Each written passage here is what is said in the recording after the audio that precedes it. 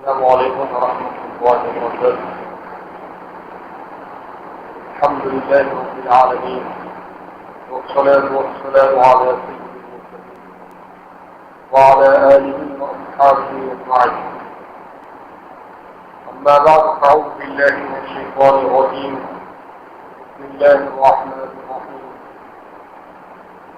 يا أيها الذين آمنوا لا يسخر قوم من قوم عسى أن يكونوا خيرا منهم ولا نساء من نساء عسى أن يكون خيرا منهن. صدق الله العظيم. تمام تعریف حمد ستائش اللہ کے لیے سزاوار ہے. تمام زمین و آسمانوں کا وہ مالک ہے. اسی کی بڑائی ہے, کبریائی ہے, تعریف ہے, پاکی ہے. ہم گواہی دیتے ہیں کہ اس کے سوا کوئی عبادت کے لائق ہے. درود و سلام ہو حضرت محمد مصطفیٰ احمد مصطفیٰ خاتم الانبیاء رسول اللہ صلی اللہ علیہ وسلم پر. سورہ حجرات کی ایک آیت کا حصہ میں نے پڑھا ہے جس میں اہل ایمان کو تعلیم دی گئی ہے کہ وہ تمسخر کو اختیار نہ کرے, اپنے آپ کو بڑا نہ سمجھے اور دوسروں کے مقابلے میں فخر و غرور والی کیفیت کو نہ اپنائے. حکم دیا گیا یا ایھا الذین آمنوا لا یسخر قوم من قوم عسى ان يكونوا خيرا منهم. اے ایمان والو, ایک قوم, ایک گروہ, ایک جماعت دوسری قوم, دوسرے گروہ, دوسری جماعت کا مذاق نہ اڑائے. عسى ان يكونوا خيرا منهم, اور ہو سکتا ہے کہ جس کا تم مذاق اڑا رہے ہو وہ اللہ کی نظر میں تم سے بہتر ہو. پھر یہی بات خاص طور سے عورتوں کو مخاطب کر کے بھی فرمائی. ولا نساء من نساء, اور عورتیں بھی آپس میں ایک دوسرے کا مذاق نہ. عسى ان يكن خيرا منهن, اور جن عورتوں کا یہ مذاق اڑا رہی ہیں ہو سکتا ہے کہ وہ عورتیں تم سے بہتر ہو اللہ کی نظر. اس آیت میں اخلاق کی بہترین تعلیم دی گئی, اور یہ ایک آیت بھی پر منحصر نہیں بلکہ سورہ حجرات کا یہ دوسرا رکوع پورے کا پورا اخلاقیات کی تعلیم پر مبنی. اور اخلاقیات میں بہت ساری چیزیں, آدمی کی بات چیت, اس کی چال ڈھال, اس کا رکھ رکھاؤ, اس کی گفتگو, اس کا ملنا جلنا, اس کا اٹھنا بیٹھنا, اس کا لین دین, یہ ساری چیزیں اخلاق کے اندر داخل ہیں. اور اسلام اخلاق کی بہترین تعلیم دیتا ہے. حضور نبی کریم صلی اللہ علیہ وسلم دنیا میں اخلاق کی بلندیوں کو پورا کرنے کے لیے تشریف لائے. آپ نے فرمایا کہ اللہ نے مجھے اخلاق کے اتمام کے لیے روانہ فرمایا, اور آپ کی تعریف میں خود قرآن کریم نے فرمایا کہ وَإِنَّكَ لَعَلَىٰ خُلُقٍ عَظِيمٍ. اے نبی صلی اللہ علیہ وسلم, ہم نے آپ کو اخلاق کے اعلیٰ ترین عہدے پر فائز کیا ہے.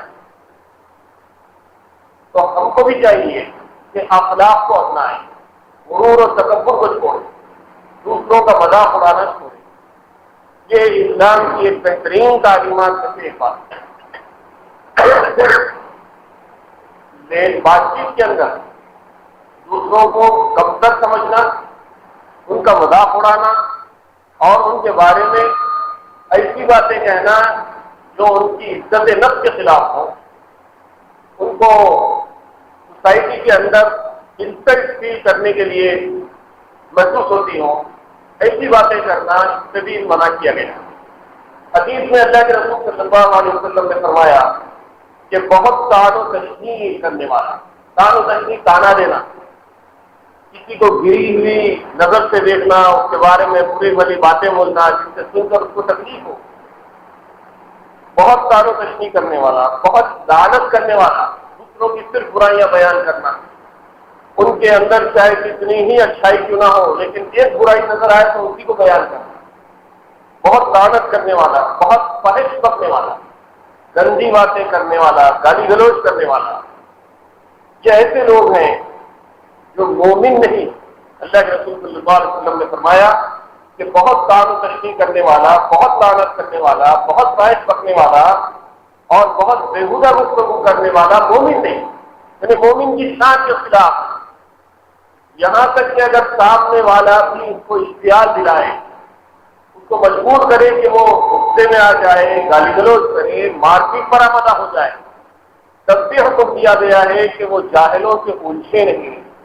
قرآن مجید میں سورہ مومن میں، مومنون میں مومنین کی صفات اللہ تعالیٰ نے بیان فرمائی کہ وعباد الرحمن الذین یمشون علی الارض ہونا، رحمان کے بندے وہ ہیں جو زمین میں نرمی کے ساتھ چلتے ہیں۔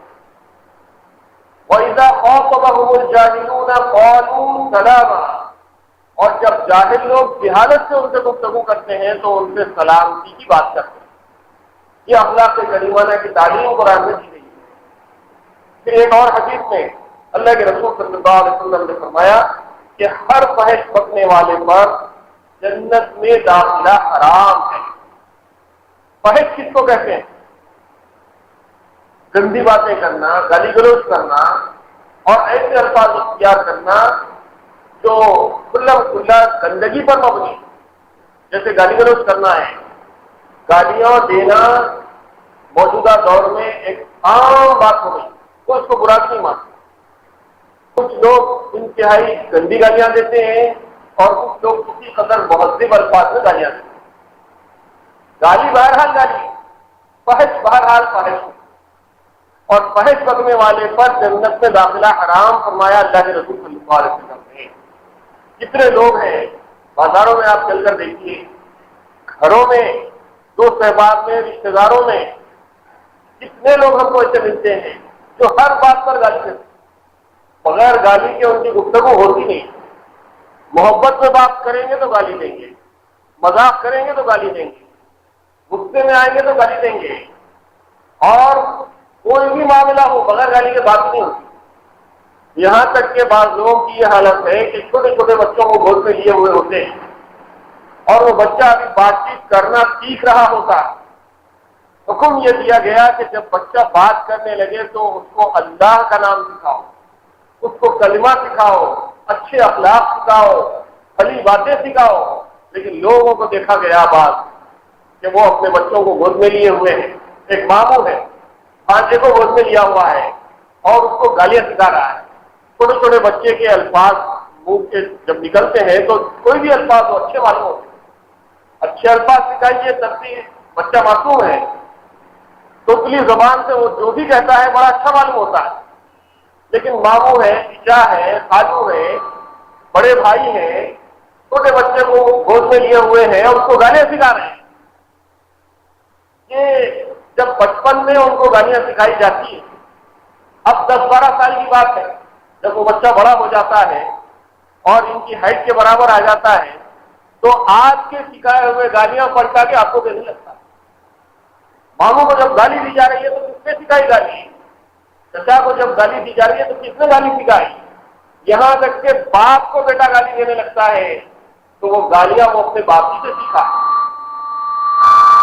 لوگوں کو دیکھا جاتا ہے کہ وہ بچپن سے بچوں کو گالیاں سکھا دیتے ہیں، فحش سکھاتے ہیں، گندی باتیں سکھاتے ہیں اور فحش الفاظ اور فحش اشعار سکھا کے چھوڑ دیتے ہیں۔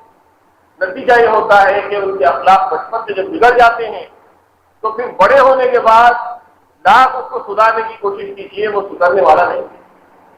اللہ کے رسول صلی اللہ علیہ وسلم نے فرمایا کہ فحش بکنے والے کے اوپر جنت میں داخلہ حرام ہے، اس لیے فحش باتوں سے اجتناب کرنا چاہیے، بچنا چاہیے، اپنے آپ کو بچانا چاہیے۔ پھر مومن کو گالیاں دینے والا فاسق اور قتل کرنے والا کافر۔ اللہ کے رسول صلی اللہ علیہ وسلم نے فرمایا کہ جو آدمی مومن کو گالی دیتا ہے تو وہ فسق کرتا ہے۔ فسق کسے کہتے ہیں؟ فسق کا عام ترجمہ ہے گناہ کرنا، نافرمانی کرنا، اور قتل کر دینا کفر فرمایا۔ یہ بیماری بہت عام ہے۔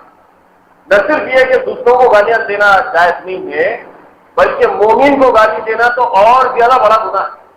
مسلمانوں کو گالیاں دینا بھی عام بات نہیں، ہم آپس میں مسلمانوں ہی کے خلاف ہر چیز بولنا شروع کر دیتے ہیں۔ ایک چھوٹی سی مثال، فرض کیجیے کہ شہر میں کہیں فساد ہو گیا اور فساد کی خبر جیسے عام ہونے لگی، کئی لوگ ایسے ہیں جو اپنے ہی لوگوں کو برا بھلا بولنا شروع کر دیتے، گالیاں دینا شروع کر دیتے، اپنی لوگوں کا قصور ہے، اپنی لوگ ایسا کرتے ہیں، تھوڑا بہت قصور ہو بھی سکتا ہے، لیکن ابتدا اپنے لوگوں سے کی جاتی ہے، یہ بھی بہت بری بات ہے۔ بلا تحقیق کسی کے خلاف بولنا، بری باتوں کو عام کر دینا اور الزام لگانا، یہ سب گناہ کے اندر شامل ہے۔ یہاں تک کہ بعض لوگ گالی گلوچ کے اوپر اتر آتے ہیں اور گالیاں تو اس طرح سے دیتے ہیں جیسے کوئی مٹھائی بانٹ رہا، بڑے خوش ہوتے ہیں گالیاں دے کر، اور سننے والے بھی سن کے بہت خوش ہوتے ہیں۔ یہ سب بری باتیں ہیں، یہ مومن کی نشانیوں کے خلاف ہے، مومن کی ایسی بات نہیں ہوتی۔ اللہ کے رسول صلی اللہ علیہ وسلم نے فرمایا کہ مومن کو گالی دینا فسق ہے اور قتل کر دینا کفر ہے۔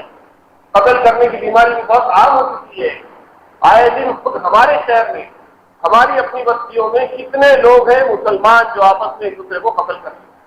قتل کرنے کی وارداتوں سے کوئی دن کی خبریں خالی نہیں، اور دوسروں کی بات چھوڑیے، مسلمان آپس میں ایک دوسرے کو قتل کرنے سے دریغ نہیں کرتے۔ کتنے لوگ ہیں جن کو اللہ تعالیٰ نے کچھ رتبہ دیا، طاقت دی، دولت دی، شہرت دی، اور اس کا وہ غلط استعمال کرتے ہیں اور اپنی بڑائی جتانے کی خاطر، اپنی بھاگ اور فوج جمانے کی خاطر کتنے ہیں لیڈرز بن جاتے ہیں، قائدین بن جاتے ہیں، کارپوریٹر اور ایم ایل اے اور ایم پی بن جاتے ہیں۔ اللہ ماشاء اللہ سوائے ایک آدھ کو چھوڑ کر کوئی سیاسی قائد ایسا نہیں ہوتا جس کے پیچھے بہت سارے قتلوں کے کیسز درج ہو۔ مومن کی صفت یہ نہیں ہے۔ اللہ کے رسول صلی اللہ علیہ وسلم نے فرمایا کہ مومن کو قتل کرنا کفر، اور قیامت کے دن تو اس کا عذاب بہت زیادہ شدید بتلایا گیا۔ پھر دنیا کے اندر اگر اسلامی حکومت ہے تو قتل کی سزا قتل ہے، جس کو قصاص کہتے ہیں، بلا کسی وجہ کے، بلا کسی تعزیر کے اگر کسی نے کسی مومن کو قتل کر دیا تو یہ گناہ کبیرہ کے اندر شامل ہے۔ گناہ کبیرہ بغیر توبہ کے قبول نہیں ہوتا، اور اس گناہ کی توبہ یہ ہے کہ اس کا قصاص لیا جائے یا اس کو خوب بہا دیا جائے۔ یہ دو ٹرم کہتے ہیں جس سے بہت سارے لوگ شاید واقف بھی نہ ہوں۔ قصاص کا مطلب یہ ہے کہ قتل کے بدلے قتل کیا جائے، مرد کے بدلے مرد قتل کیا جائے، آزاد کے بدلے آزاد قتل کیا جائے۔ کسی نے کان کاٹ دیا ہے تو اس کے بدلے میں اس کا کان کاٹا جائے، کسی نے کسی کا ہاتھ کاٹ دیا ہے تو اس کے بدلے میں اس کا ہاتھ کاٹا جائے، کسی نے کسی کا پیر کاٹ دیا ہے تو اس کا پیر کاٹا جائے، ناک کاٹ دی گئی ہے تو اس کے بدلے میں اس کی ناک کاٹی جائے۔ جب تک کہ بدلہ نہ لیا جائے گا اس کی توبہ قبول نہیں۔ کچھ توبہ ایسی ہیں جو صرف توبہ استغفار سے معاف ہو جاتی ہے، کچھ گناہوں کی توبہ استغفار سے معاف، لیکن حقوق کی توبہ یہ ہے کہ جب تک کہ اس کا حق ادا نہ کیا جائے اس کی توبہ قبول نہیں۔ کسی کا مال لے لیا، 10 روپئے کسی کے اگر ناجائز طور پر لے لیے جاتے ہیں اور پھر وہ اللہ کے حضور آ کر توبہ استغفار کر رہا ہے، استغفر اللہ ربی من کل ذنب واتوب الیہ پڑھ رہا ہے، صلاۃ التوبہ پڑھ کے اللہ سے معافی مانگ رہا ہے، آنسو بہا رہا ہے، رو رہا ہے، گڑ گڑا رہا ہے، چاہے وہ کچھ بھی کر لے، جب تک کہ اس کے 10 روپئے وہ واپس نہیں کرتا تب تک کہ اس کی توبہ قبول نہیں۔ اسی طرح سے قتل کا معاملہ بھی ہے کہ کسی کا قتل ناجائز طور پر کر دیا گیا اور وہ ثابت ہو چکا ہے تو پھر اسلامی عدالت اس کا بدلہ لے گی۔ دوسری صورت اس کی یہ ہے کہ خوبہ، یعنی کہ عدالت کوئی ایک بھاری مقدار میں رقم مقرر کرے گی اور قاتل وہ رقم مقتول کے ورثہ کے حوالے کرے گا۔ یہ اس صورت میں ہے جبکہ مقتول کے ورثہ وہ بہا لینے کے لیے تیار ہو جائے۔ اگر وہ مصر رہے کہ نہیں ہمارے آدمی کا قتل کیا گیا ہے تو بھی قتل کرنا ضروری ہے تو پھر قتل ہی کیا جائے۔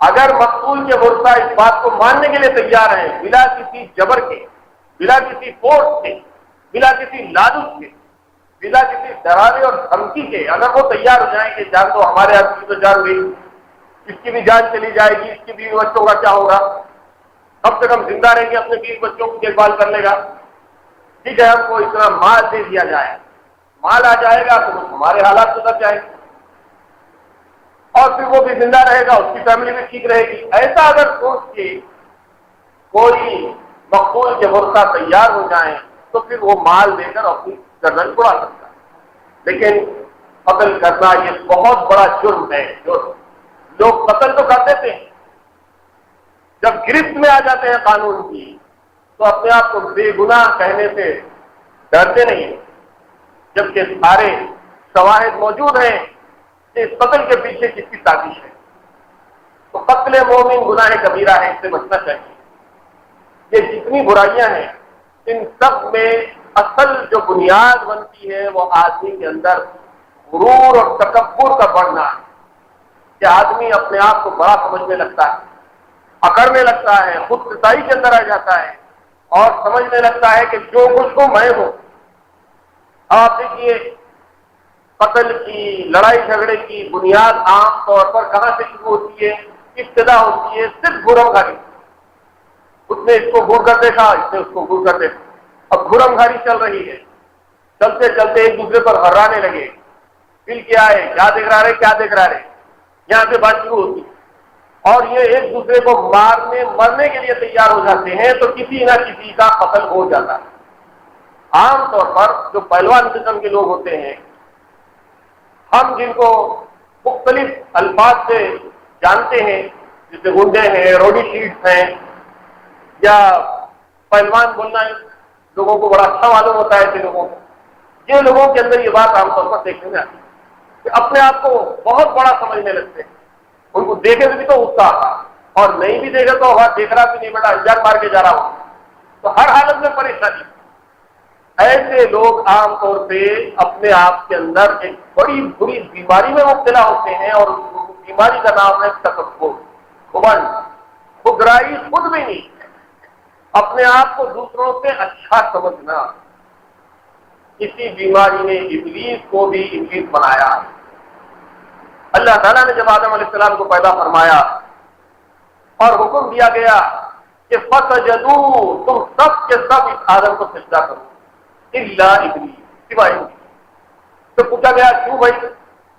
ساری مخلوق نے آدم کو سجدہ کیا، ملائکہ نے آدم کو سجدہ کیا، جنات نے آدم کو سجدہ کیا، اگر وہ کون سی چیز جس نے تجھ کو میرا حکم ماننے سے منع کیا؟ اللہ تعالیٰ نے جب ابلیس سے پوچھا تو ابلیس نے اللہ تعالیٰ کو جواب دیا، قال انا خیر منہ، ابلیس نے کہا کہ اللہ میں اس سے بہتر ہوں، خلقتنی من نار وخلقتنی من طین، اے اللہ آپ نے مجھ کو آگ سے پیدا کیا، آگ کے چولہے سے مجھ کو پیدا کیا، وخلقتہ من طین، اور آدم کو آپ نے مٹی سے پیدا کیا۔ آگ کی خاصیت یہ ہے کہ اس کا شعلہ ہمیشہ بلندی کی طرف اٹھتا ہے اور مٹی کی خاصیت یہ ہے کہ وہ نچلی طرف جاتی ہے، پستی اس کا مقدر ہے، اور دنیا کی ساری مخلوق مٹی کو اپنے قدموں تلے روندتی ہے۔ ایسی مٹی سے آپ نے آدم کو پیدا کیا اور مجھ کو آگ سے پیدا کیا، انا خیر منہ، میں اس سے بہتر ہوں، بھلا بہتر، اچھا ادنا کو کیوں کر سجدہ کرے، اچھا برے کو سجدہ کیوں کر کرے، بڑا چھوٹے کے سامنے کیوں کر جھکے؟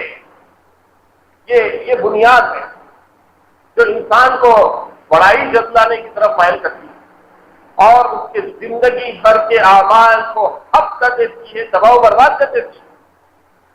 کئی سال ابلیس نے اللہ کی عبادت میں اپنا سر جھکایا۔ بعض روایتوں میں آتا ہے کہ زمین و آسمان کے اندر کوئی جگہ ایسی نہیں تھی جہاں پر ابلیس نے سجدہ نہ کیا، بڑا عبادت گزار، ہزاروں سال اس نے اللہ کی عبادت کی، لیکن جب اللہ کا حکم آیا کہ میری حکم کے مطابق آدم کو سجدہ کرو تو اس نے تکبر کیا، گیا شیطان مارا ایک سجدے کے نہ کرنے میں، ہزاروں سال سجدے میں جو سر مارا تو کیا مارا، نہنگوں اژدہاؤں شیر نر مارا تو کیا مارا، بڑے موذی کو مارا، نفس امارہ کو گر مارا۔ یہ اسلامی تعلیم کہ اپنے نفس کو قابو میں رکھو اور اللہ کا جو حکم ہو اس کو پورا کرے۔ جب ابلیس نے تکبر کیا تو اللہ تعالیٰ نے فرمایا ابا واستکبر وکان من الکافرین، اس نے تکبر کیا اور اللہ کے نافرمانوں میں شامل ہو گیا۔ پھر اللہ تعالیٰ نے اس کو لعنتی الی یوم الدین کہہ کر زمین کے اندر پھینک دیا۔ یہ تکبر والی حیثیت کو انسان کے اندر پیدا کرنے سے اللہ تعالیٰ نے منع فرمایا اور فرما دیا آدم علیہ السلام اور حضرت حوا کو کہ ان الشیطان لکما عدو مبین، اے آدم اور حوا یہ بات جان لو کہ ابلیس اور شیطان تمہارا کھلا ہوا دشمن ہے، اس سے باز رہنا۔ اور پھر انسان کو تعلیم دی گئی کہ وہ تکبر کو اختیار نہ کرے اور روشنی کو اختیار کرے، اللہ کے سامنے جھکا رہے، بندوں کے سامنے بھی غیر ضروری اکڑ نہ دکھائے۔ دیکھیے قرآن مجید میں جہاں سورہ حجرات میں اخلاقیات کی تعلیم ہے، وہیں پر سورہ لقمان میں حضرت لقمان کی وہ بہترین نصیحتیں اللہ تعالیٰ نے نقل کی جو انہوں نے اپنے بیٹے کو کی۔ حضرت لقمان نے اپنے بیٹے سے کہا تھا کہ یا بنی لا تشرک باللہ، دیکھ بیٹا اللہ کے ساتھ کسی کو شریک نہ کر، ان الشرک لظلم عظیم، بے شک شرک بہت بڑا گناہ ہے، یہ ایسا گناہ ہے کہ جس کو اللہ کبھی معاف نہیں کرے گا۔ بڑے سے بڑا گناہوں کو اللہ تعالیٰ چاہے تو معاف کر دیں گے، اگر اللہ چاہیں گے تو معاف کریں گے، لیکن شرک ایسا گناہ ہے جس کو اللہ تعالیٰ معاف بھی نہیں کرنا چاہیں گے۔ ہاں یہ اور بات ہے کہ زندگی میں خود اس نے توبہ کی، شرک سے باز آیا، ایمان لایا، توحید کو اختیار کر لیا، تو پھر شرک والی زندگی کے سارے گناہ معاف ہو جائیں گے۔ لیکن حالت شرک میں اگر وہ اس دنیا سے چلا گیا، حالت کفر میں اس دنیا سے چلا گیا، تو قرآن میں کتنی آیتیں ہیں جو لوگ کفر پر مرتے ہیں، شرک پر مرتے ہیں۔ ان الذين كفروا وماتوا وهم كفار اولئك عليهم لعنة الله والملائكة والناس اجمعين، جو آدمی کفر کیا اور کفر کی حالت میں مر گیا تو اس پر اللہ کی لعنت ہے، فرشتوں کی لعنت ہے، تمام انسانوں کی لعنت ہے۔ ایک جگہ اللہ تعالیٰ فرماتے ہیں کہ جو آدمی حالت کفر میں مر گیا پھر وہ اللہ کے سامنے حاضر ہوگا اور خواہش ظاہر کرے گا کہ ایسا ایک زمین بھر کے سونا لے لیجئے اور ایک زمین بھر کے سونا لے لیجئے اور مجھے چھوڑ دیجئے، تو بھی اللہ تعالیٰ کہیں گے کہ اس کو نہیں چھوڑا جا سکتا۔ قیامت کا ایک ایسا منظر بھی ہے جس میں انسان اپنے آپ کو چھڑانے کے لیے سب کچھ پیش کرنے کے لیے تیار ہو جائے گا۔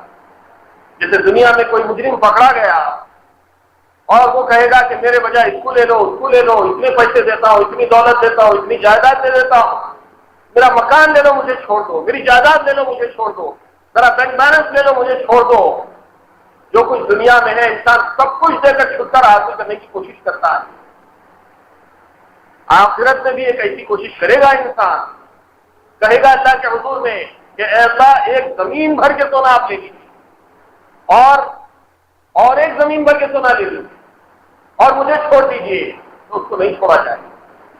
تو حضرت لقمان نے اپنے بیٹے کو نصیحت کی کہ شرک مت کرو، والدین کا خیال رکھو، اور والدین کا تم پر حق ہے، لیکن والدین بھی اگر شرک کی تعلیم دیں تو ان کی بات نہ ماننا۔ یہ تعلیم دی حضرت لقمان نے۔ پھر اس کے بعد بہت سی نصیحتیں حضرت لقمان کی قرآن مجید میں بیان کی گئیں، لیکن اس کے اندر ایک خاص نصیحت ہے جس کی طرف توجہ دلانا، وہ یہ ہے کہ اے بیٹا قیامت کے دن اللہ تعالیٰ ذرہ برابر بھی کوئی عمل کسی کا ہوگا تو وہ لے کر آئے، مثقال ذرۃ، ایک ذرے کے برابر بھی اگر کسی نے کوئی عمل کیا ہوگا تو وہ اللہ لے کر آئے گا، چاہے وہ زمین کے کسی حصے میں چھپا ہو، آسمان کے کسی حصے میں چھپا ہو، یا کسی بڑی پتھر کی چٹان کے نیچے دب گیا ہو، وہ بھی اللہ تعالیٰ قیامت کے دن حاضر کرے گا۔ پھر اللہ تعالیٰ نے حضرت لقمان کی نصیحتوں میں یہ نصیحت بھی بیان فرمائی ہے کہ اے بیٹا لا تسعر خدک للناس، لوگوں کے سامنے اپنی گال پھلا کر مت چلو، کلے پھلا کے مت چلو، اور پھر ولا تمشی فی الارض مرحا، زمین میں اکڑ کے مت چلو۔ سورہ بنی اسرائیل میں اللہ تعالیٰ نے فرمایا کہ تم زمین پر اکڑ کر چل کے کسی پہاڑ کی بلندی کو نہیں پہنچ سکتے، پہاڑ کے برابر بھی تم نہیں ہو سکتے، اس لیے اکڑنے کی ضرورت نہیں۔ ولا تمشی فی الارض مرحا، پھر فرمایا کہ اللہ تعالیٰ تکبر کرنے والے کو اور اپنی بڑائی جتلانے والے کو، لوگوں کو کمزور، لوگوں کو ذلیل سمجھنے والوں کو اللہ تعالیٰ پسند نہیں کرتا۔ ان اللہ لا يحب كل مختال فخور، مختال فخور کے اندر یہ بات بتائی گئی ہے کہ اپنے آپ کو بڑا سمجھنے والا، اپنے آپ کو دوسروں سے بہتر سمجھنے والا، انا خیرم منہ والی کی صفت جس کے اندر پیدا ہو جاتی ہے وہ مختال ہے، اور اسی کے نتیجے میں اکڑنے لگتا ہے، گال پھلانے لگتا ہے، لوگوں سے منہ موڑ کے بات کرنے لگتا ہے، اور کسی کی طرف نظر اٹھا کے دیکھنے کے لیے تیار نہیں ہوتا۔ یہ ساری باتیں ایسی ہیں کہ انسان کے اندر تکبر آ گیا، اور تکبر ایک بری صفت ہے۔ حدیث میں اللہ کے رسول صلی اللہ علیہ وسلم نے فرمایا کہ کسی کے دل میں رائی کے دانے کے برابر بھی اگر تکبر ہوگا تو وہ قیامت میں جنت میں داخل نہیں کیا جائے گا۔ حدیث قدسی میں اللہ تعالیٰ کا ارشاد فرمایا گیا کہ تکبر میری چادر ہے اور عزت میری ازار ہے۔ ازار کہتے ہیں تہبند کو، جس طرح ایک انسان کے لیے دو کپڑے چاہیے، ایک اوپر پہننے کے لیے اور ایک نیچے پہننے کے لیے۔ اس کی مثال اللہ نے دی ہے۔ اللہ تعالیٰ کو کپڑوں کی ضرورت نہیں، اللہ کو کسی چیز کی ضرورت نہیں، اس کی ذات صمد ہے، وہ بے نیاز ہے، لیکن کمزور انسان کی عقل کے اندر بات سمجھانے کی خاطر اللہ تعالیٰ نے مختلف مثالیں بیان کی کہ اللہ تعالیٰ نے فرمایا کہ تکبر، بڑائی میری چادر ہے اور عظمت میری ازار ہے۔ جو کوئی ان میں سے کسی چیز کو چھیننے کی کوشش کرے گا تو میں اس کو جہنم کے اندر داخل کر دوں گا۔ اس لیے بڑائی جتلانے سے منع کیا۔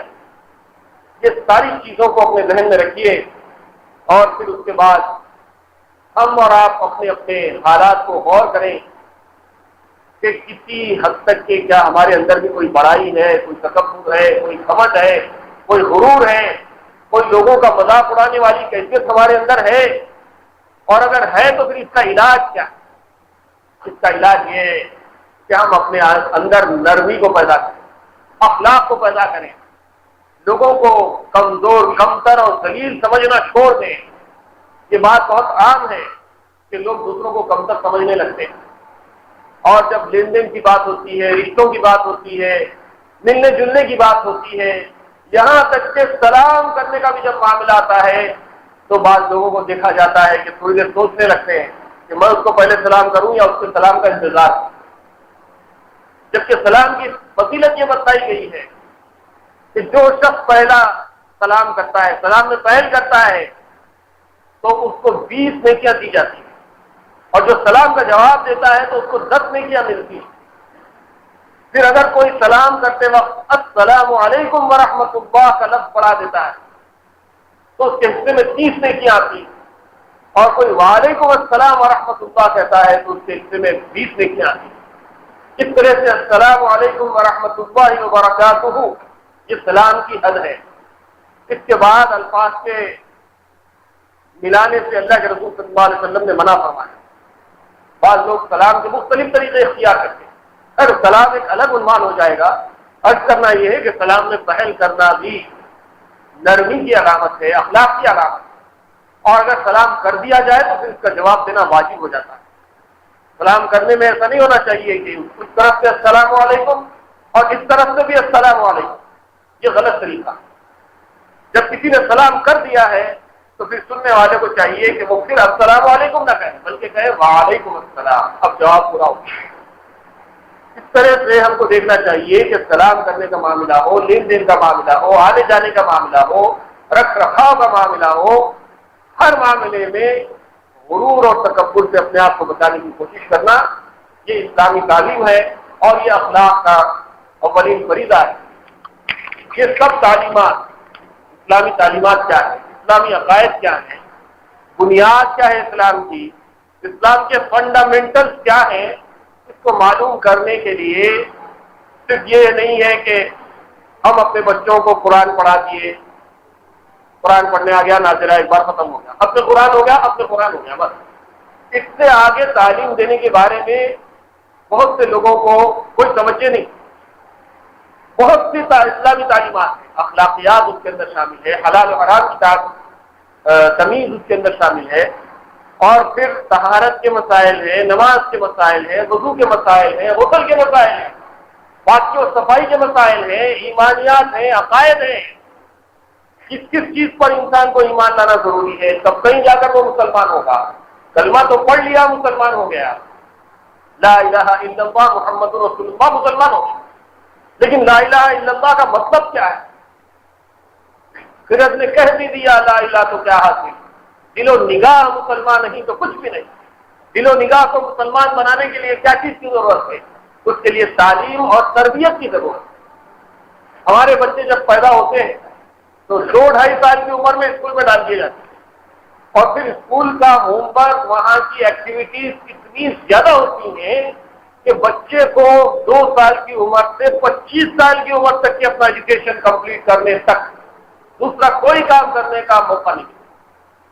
اب یہ سارے ڈیوریشن کے اندر اگر کوئی غنیمت ٹائم بچتا ہے تو سمر ہالیڈے، گرما کی تعطیلات اور چھٹیاں ہیں، ان چھٹیوں کو غنیمت جان کر ان تعطیلات اور ہالیڈیز کا فائدہ اٹھانے کی خاطر بہت سے آرگنائزیشن ہیں، تنظیمیں ہیں، جماعتیں ہیں، ادارے ہیں جو سمر اسلامی کلاسز کے نام سے کلاسز چلاتے ہیں تاکہ بچوں کے اندر اسلامی شعور بیدار کیا جائے، بنیادی تعلیمات ان کو بتائی جائیں، طہارت کے مسائل بتائے جائیں، عقائد بتائے جائیں، انبیاء علیہ السلام کے واقعات بتائے جائیں، قرآن کی بہت اہم ترین جو تعلیمات ہیں وہ ان کے سامنے لائی جائیں، اسلامی تاریخ کا کوئی حصہ ان کے سامنے آئے اور بنیادی مسائل سے وہ واقف ہو جائیں۔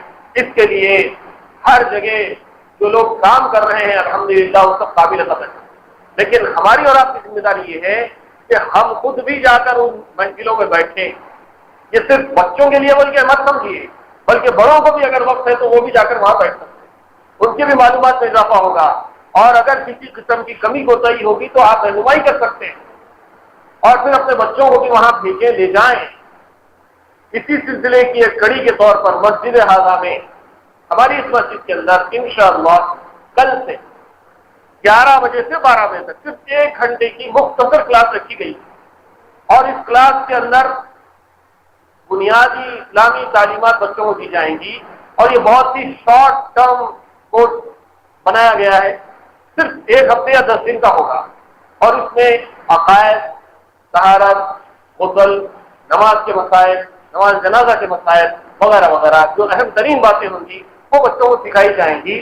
نہ صرف یہ کہ ان کو بتا کر چھوڑ دیا جائے گا، بلکہ کلاس کے اندر ہی ان کو یاد دلانے کی پوری کوشش کی جائے تاکہ وہ یاد رکھیں اور پھر باقی سال بھر اس پر عمل کرتے رہیں، اور پھر اگر موقع ملے تو آئندہ سال پھر وہ اسی کلاسز کا انعقاد عمل میں آئے گا۔ تو کل صبح 11 بجے سے 12 بجے تک، 11 بجے سے 12 بجے تک کا وقت اس لیے رکھا گیا ہے کہ صبح 9 بجے سے رکھے تو گرما کا موسم، راتوں میں جاگنے کا رواج عام ہو چکا ہے، رات بھر لوگ جاگ رہے ہیں۔ ایک تو گرمی کی شدت سے نیند نہیں آتی، دوسرے مشاغل ہیں، ٹی وی ہے، انٹرنیٹ ہے، اور بچوں کی کھیل کود کے بے شمار مشاغل ہیں، پھر دعوتیں ہیں، یہ ہیں وہ ہیں، تو رات بھر لوگ سو نہیں رہے۔ اب سوتے کب؟ فجر سے پہلے سوتے، فجر سے پہلے اٹھنے کے بجائے رواج یہ بن گیا ہے کہ فجر سے پہلے سونے کا رواج، 2 بجے 3 بجے 4 بجے لوگ سو رہے ہیں، اور پھر ایسا سونے والوں کو 9 بجے الگ صبح اٹھنا بہت مشکل ہے۔